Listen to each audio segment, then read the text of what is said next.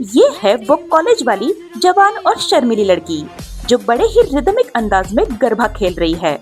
और जरा इन्हें तो देखिए, ये है हमारी मोहल्ले की चाची जो पूरे जोर शोर के साथ गरबा खेल रही है।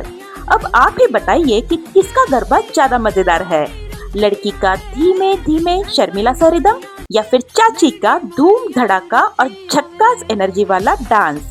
मुझे लगता है अगर गरबा ओलंपिक गेम्स में होता तो हमारी चाची गोल्ड मेडल तो पक्का ले आती।